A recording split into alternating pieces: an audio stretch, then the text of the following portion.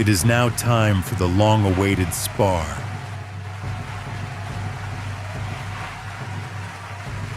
Between the two future stars of the House of Ku. First, Lady Yeonsu Ku, the Scarlet Fire Sword, against our protagonist and first master, Yang Chon Ku, who apparently doesn't know why he's here sparring his sister of all people. We cut to a flashback.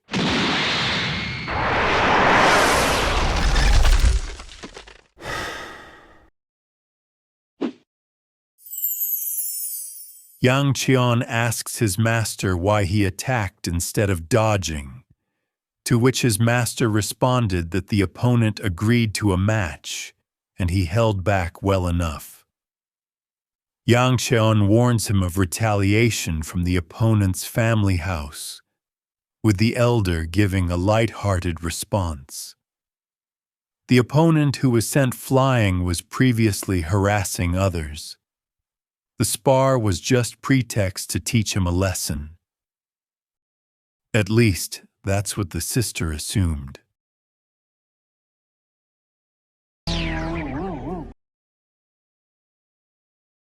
Yang Cheon's personal servant, Wi Seol-ah, was ecstatic at what she saw.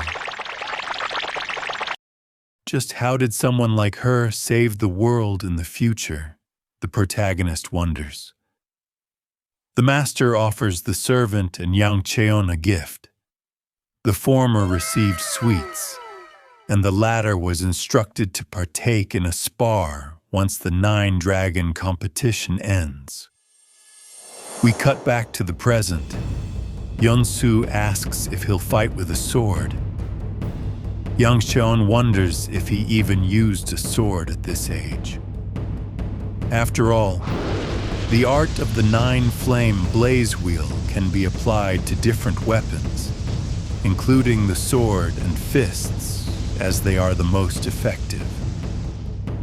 He hasn't used swords in years, as fists suit his fighting style better. Yeonsu confidently states she doesn't care either way.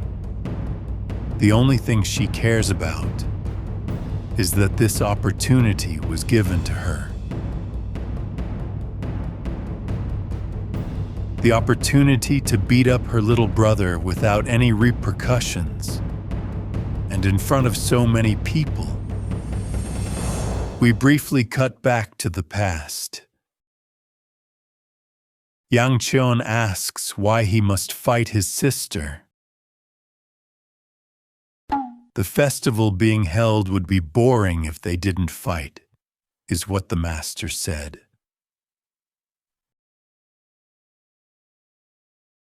Just before Yang Cheon thinks about immediately forfeiting, the old man gives him a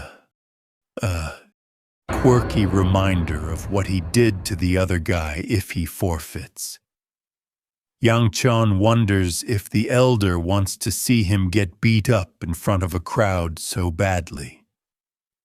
The old man responds with a simple sentence. Are you really planning on losing? Back to the present. Yang Cheon does not want to waste the opportunity of living a new life by wasting so much time and energy on fighting his sister, as this was something that didn't happen in his previous life. As Yang Cheon was lost in his thoughts, Yeonsu cuts in, saying she always detested the fact that he will be the heir to the house. Just because he's a guy. The match begins. Yeonsu dashes forward with great speed and goes on the offensive. Swing after swing, Yeonsu relentlessly attacks her brother. But Yang Cheon dodges every attack. Yeonsu is shocked. How is he dodging all my attacks when I'm on my 3rd ring of internal GI and he's on his 2nd? Yang Cheon reads these thoughts she is having with ease just by analyzing her facial expressions. He is managing such feats by moving half a beat faster though it is taxing on him. Yang Chun wonders how he should end this spar. Let her get in a blow? Pretend to faint? Every attack of hers is so deadly that he would be fortunate if fainting is all that happens to him. Yeon-soo swiftly gets in close, grabbing him by the shirt, attempting to throw him off balance. Her efforts are thwarted, however. Yang Cheon slips out with relative ease. He comments on how her bloodthirst is making it only easier to dodge. Just how much does she want to kill him? She fights as if the sword is real. Yeon-soo continues to speak. She says she forced herself to accept the fact that she can't be the head of the house because she is a woman. Still, she tried her best, trained as hard as she could. And the fact that Yang Cheon, someone who lives like street trash, will become the head just because he is a man when she put in far more effort than he ever did, she believes is unacceptable. Flames begin to envelop her wooden sword. Even Yang Cheon recognizes the danger in this. She is beyond the third ring. A flurry of attacks is unleashed on Yang Cheon. His evasion of the attacks only angers Yeon-soo even more. Engulfed in her emotions, she screams how all he does is run. He is talentless. He never tries. If he was going to live like that, he should disappear. Yang Cheon closes his eyes. The flaming sword draws ever closing to his face.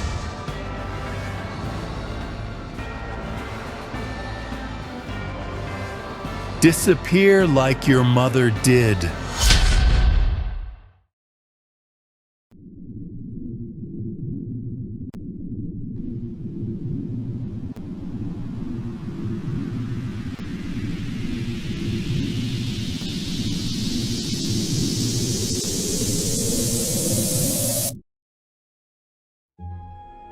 Yeon-soo loves her sister dearly. Titled The Searing Sword at age 15, graduated first place in the Heavenly Dragon Hall at age 20, and named for the lead of all 5 sword squads for the House of Ku soon after. She was acknowledged by everyone, but she couldn't become head of the house. Only Yang Cheon-ku, a son born from a mistress, could. Despite this, Yeon-soo liked him. His mother treated her kindly, so she didn't mind his presence. Then one day, the mother disappeared overnight. Their father ordered everyone not to look for her. No one sought her out. That was around the time Yang Cheon-ku's words and actions grew sharper. He attacked everyone around him, until rumors spread that he was fooling around with pretty women within the house. His status as family head never changed. Men inherit the title of head of the house. No matter how talented her sister was, no matter how much effort she ceaselessly put in, and no matter how much of a spoiled brat he acted like, Yang Cheon would remain as future head. He never knew how good he had it. She detested him.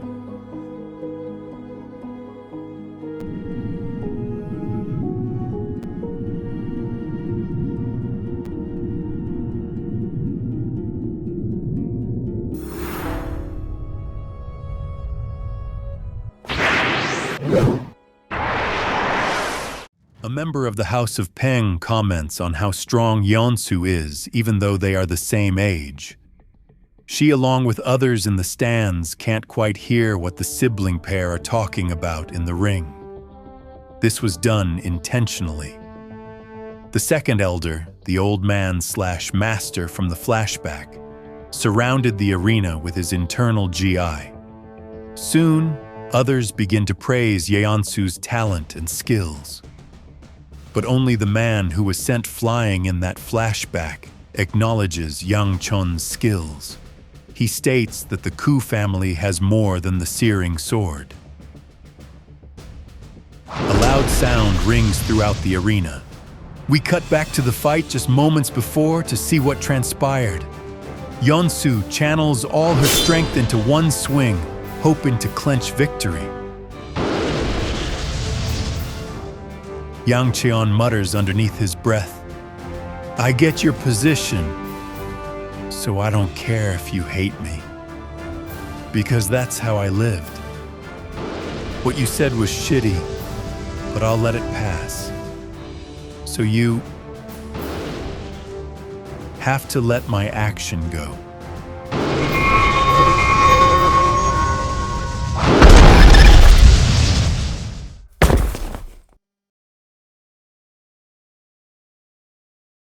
It's over. Yang Cheon-ku wins. What will become of Yang Cheon and his sister? Will their relationship be forever stained, or will it be mended? Why did the second elder order Yang Cheon to spar with Yeonsu? And most importantly, just how did our protagonist come back to the past in the first place? If you want the answers to these questions and more, then on to the next chapter.